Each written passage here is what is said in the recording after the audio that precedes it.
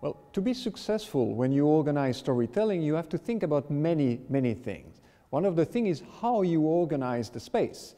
To organize the space, you have to think about many things, but you have to find a space which is quiet, not with too many distractions, because if you've got too many distractions, you will lose the attention of the audience. So you really want to organize the space in a very simple way to make sure that it creates the right ambiance. On top of it, you might want, let's say if you talk about culture, to have some element of that culture, some paintings, some colors that reflects the culture. So you have to prepare that space in a way that contribute to the storytelling by itself. You can organize storytelling in many places, like for example in a classroom. If you do it in a classroom, it doesn't have to be different than any other place. It has to be quiet, you don't have to have too many distractions, still to capture the audience of the children or the teenager or the audience. So classroom is no longer different than anything else. Well, you have to do many things when you prepare storytelling. One of the things is considering the topic. How do you choose the topic depends on what you want to achieve. If you want to achieve a specific objective, you have to think which story is the most appropriate story to achieve that objective.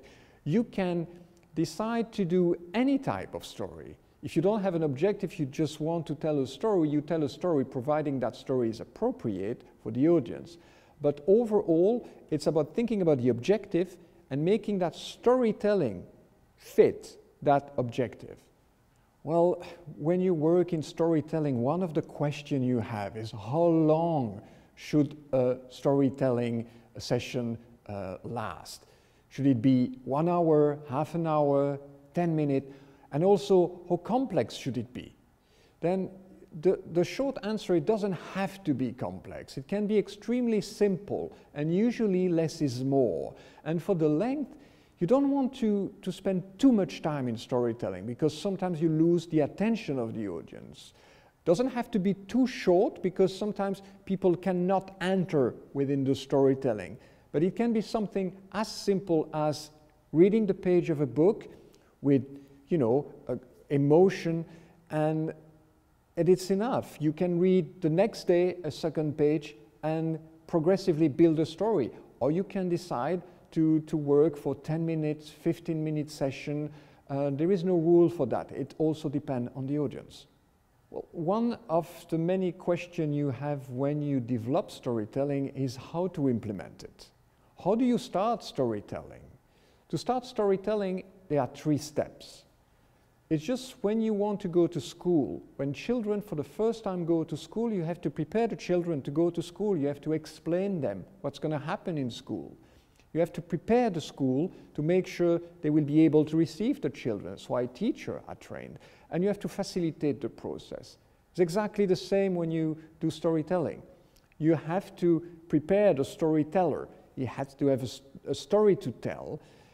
And you have to take the audience, the children, the teenager, and to explain to them what's going to happen.